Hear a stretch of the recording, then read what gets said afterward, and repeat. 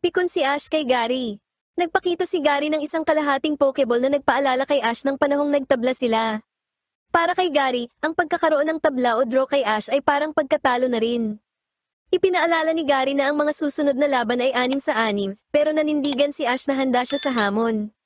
Naghanap si Ash sa kanyang backpack at ipinakita kina Misty at Brock ang kanyang piraso ng Pokeball, ang kabilang bahagi ng kay Gary. Naalala ni Ash noong nagsisimula pa lang siya sa kanyang paglalakbay, nakabingwit siya ng isang Magikarp na sinampal siya ng palikpik. Lumitaw noon si Gary at hinamak si Ash, kahit pareho silang nangingisda sa iisang lugar. Sinabi ni Gary na maganda ang lugar na iyon para sa paghuli at pakikipaglaro sa Pokemon, pero mukhang baliktad ang sitwasyon kay Ash dahil ito ang pinaglalaroan ng Magikarp. Tinanong ni Gary si Ash kung anong mga move ang alam ng Magikarp, pero dahil masyadong matagal sumagot si Ash, si Gary na ang nagsabi na ito ay Splash, Tackle, at Flail, dahil nabasa niya ito sa libro ng kanyang lolo. Sinabi rin ni Gary na ang Flail attack ang ginamit kanina ng Magikarp kay Ash. Sinabi ni Gary na walang Pokemon Master ang hahayaan ng sarili na masampal-sampal lang, pero sumagot si Ash na kailangan pa ring sumubok.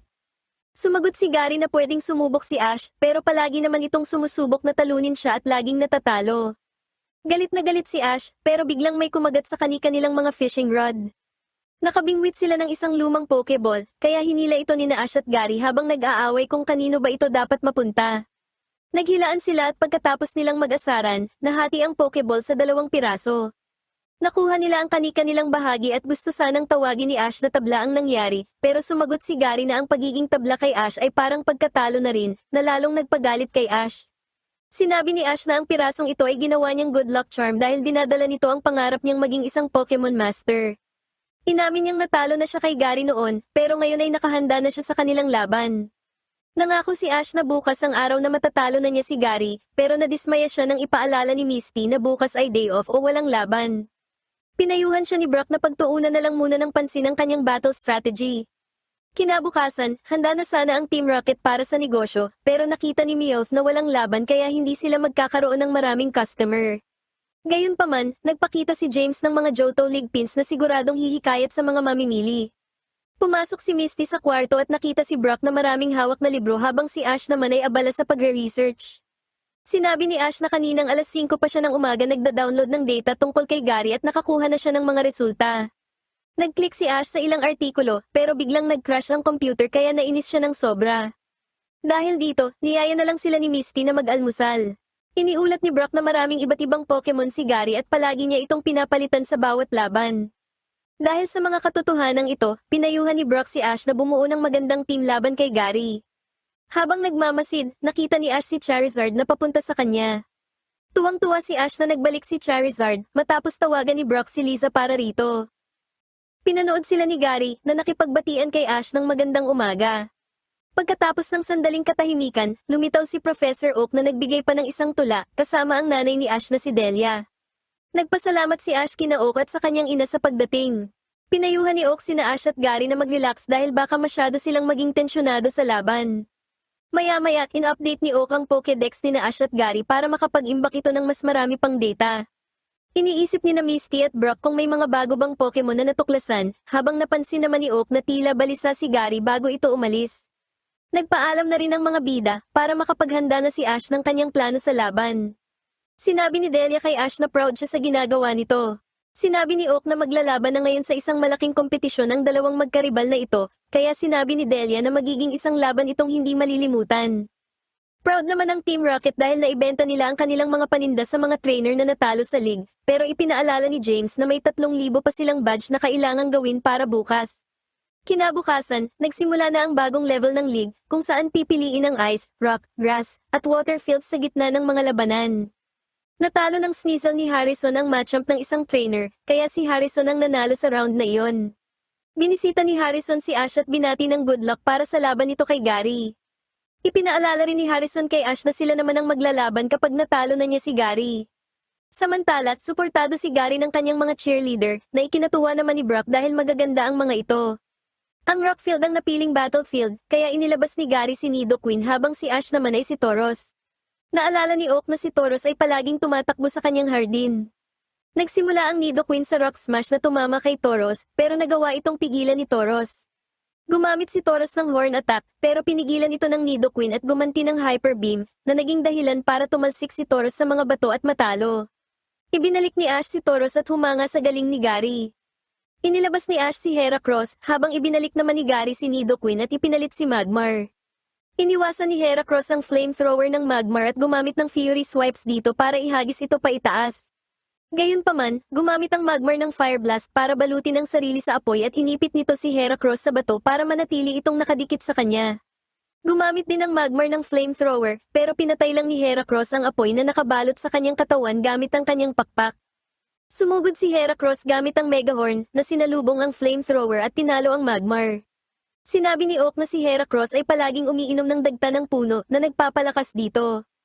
Naniniwala pa rin si Gary na padalos-dalos lang si Ash. Inilabas ni Gary ang kanyang alas, ang Blastoise, na kinilalang siyang Squirtle na nakuha ni Gary kay Oak noong simula ng kanyang paglalakbay. Gumamit si Heracross ng Fury Swipes habang sinalubong naman ito ng Hydro Pump ng Blastoise. Nagtago si Heracross sa likod ng isang bato, pero winasak ng Hydro Pump ni Blastoise ang bato, tinamaan si Heracross at tinalo ito. Inilabas ni Ash si Mach na agad tinamaan ng Skull Bash ni Blastoise. Gumanti si Mach gamit ang Sludge Bomb, pero na-deflect ito ng Rapid Spin ni Blastoise. Inatake ni Blastoise si Mach, pero binalot siya nito sa kanyang malagkit na katawan. Nag-cheer sina Oak at Delia para kay Mach at sa galing nito sa pakikipaglaban. Gayunpaman, naitulak ni Blastoise si Mach palayo gamit ang Hydro Pump, kaya ibinalik ni Ash si Mach sa kanyang Pokeball. Napansin ni na Brock at Misty na handa si Blastoise sa kahit anong hamon na ibato ni Ash, habang si Harrison naman ay tahimik lang na nanonood sa laban. Inilabas ni Ash si Bayleaf na tumalon gamit ang Vine Whip para iwasan ang Hydro Pump ni Blastoise. Gumamit si Bayleaf ng Razor Leaf pero na-deflect lang ito ng Rapid Spin ni Blastoise.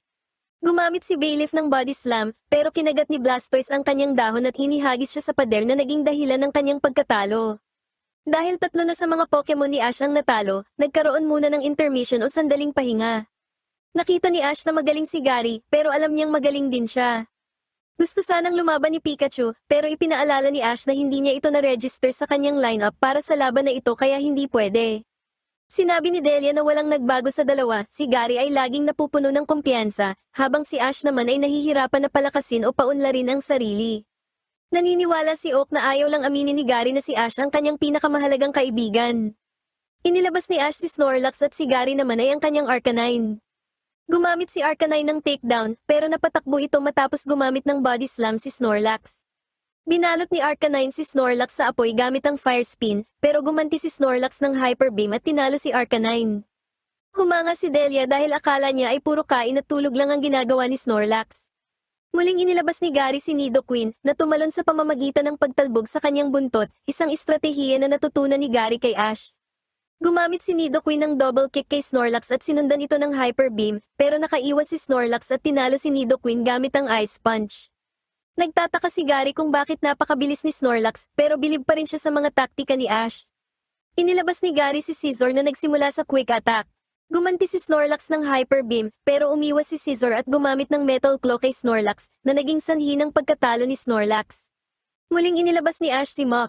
Gumamit si Scizor ng Quick Attack, pero tumalbog lang ito sa katawan ni Mach. Gumanti si Mach ng Sludge Bomb, pero umiwas si Scizor at gumamit ng Metal Claw para ihagis si Mach paitaas, bago ito tuluyang tinalo gamit ang Swift. Ibinalik ni Ash si Mach at inilabas na ang kanyang alas, si Charizard. Gumamit si Scizor ng Steel Wing, pero sinalubong lang ito ni Charizard at ginamitan ng Flamethrower ng malapitan, na naging dahilan ng pagkatalo ni Scizor. Sinabi ni Delia na nawalan na naman siya ng pagkakataon para sa isang perpektong litrato, pero sinabi sa kanya ni Oak na ayos lang yan dahil naroon pa naman si Charizard. Inilabas ni Gary si Golem na gumamit ng Magnitude na tumama kay Charizard. Binuhat ni Charizard si Golem pa itaas sa langit para sana gamitan ng Seismic Toss. Gayunpaman, napakabigat ni Golem kaya nabigo ang atake ni Charizard. Gumamit si Golem ng Rollout, pero natalo ito ng Dragon Rage ni Charizard. Muling inilabas ni Gary ang kanyang pambato, si Blastoise. Alam ni Ash na kahit dehado si Charizard sa elemento, naniniwala pa rin siyang kaya nilang manalo. Gumamit si Charizard ng Flamethrower, pero na-deflect lang ito ng Rapid Spin ni Blastoise. Tinamaan ni Blastoise si Charizard ng Hydro Pump at nang sinubukan ni Charizard na lumipad sa likuran ni Blastoise, tinamaan naman siya ng Skull Bash nito. Lumipad pa itaas si Charizard para iwasan ang Hydro Pump.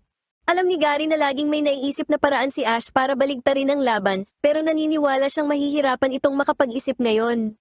Gumamit si Charizard ng flamethrower pero hindi ito tumatama. Nakita ni Ash na umiinit ang mga bato na tinatamaan ng flamethrower, kaya inutusan niya si Charizard na patamaan ng flamethrower ang paligid, na noong una ay ipinagtaka ng lahat hanggang sa mapagtanto nila ang kanyang plano. Hindi makagalaw si Blastoise dahil sa sobrang init ng paligid, kaya gumamit ito ng hydro pump para palamigin ang field. Dahil dito, napuno ng makapal na singaw o steam ang field, at nang mawala ito ay nakita ng lahat na magkaharap na sa isang dikitang labanan sina Charizard at Blastoise, kaya hindi magamit ni Blastoise ang kanyang mga hydro cannon. Gumamit si Charizard ng Dragon Rage, pero naiwasan ito ni Blastoise. Binuhat ni Charizard si Blastoise sa ere at ginamitan ng Seismic Toss. Kinagat ni Blastoise sa balikat si Charizard, pero sinabihan ni Ash si Charizard na huwag sumuko at ibuhos ang lahat ng lakas sa Seismic Toss. Ginawa ni Charizard ang sinabi ni Ash at bumagsak ng malakas sa lupa. Naghintay ang lahat ng tao sa stadium hanggang sa mawala ang usok sa battlefield. Pinilit ni Blastoise na tumayo, pero makalipas lang ang ilang segundo ay bumigay rin ang katawan nito at bumagsak ng malakas sa lupa. Idineklara ng referee na hindi na makakalaban si Blastoise at si Charizard ang panalo, na nangangahulugang si Ash ang nanalo sa buong laban. Hindi makapaniwala si Ash na sa wakas ay tinalo na niya si Gary. Binati siya ni na Misty at Brock at masayang tumalon si Ash sa kanyang tagumpay. Kinuha ng Delibird ang lahat ng kinita ng Team Rocket. Gayunpaman, naisip ni Meowth na kung ipagpapatuloy nila ang pagbebenta, mababayaran na nila ang lahat ng kanilang utang. Kaya naman nagpa siya ang Team Rocket na magbenta pa ng marami. Kinagabihan, pinuntahan ni Ash si Gary na ibinigay kay Ash ang kabilang parte ng basag na Pokeball dahil naniniwala siyang karapat-dapat ito para kay Ash. Sinabi ni Gary na hindi sumama ang kanyang loob sa pagkatalo ngayong araw. Dati ay iniisip niyang isa siyang kabiguan ng magtabla sila ni Ash, pero ngayong araw ay tinalo siya ni Ash ng patas kaya tanggap niya ito. Nagpa siya si Gary na i-cheer si Ash sa susunod na round, na labis namang ipinagpasalamat ni Ash. Kinabukasan, hinarap na ni Ash si Harrison. Inilabas ni Ash si Pikachu, habang si Harrison naman ay ang kanyang Kecleon.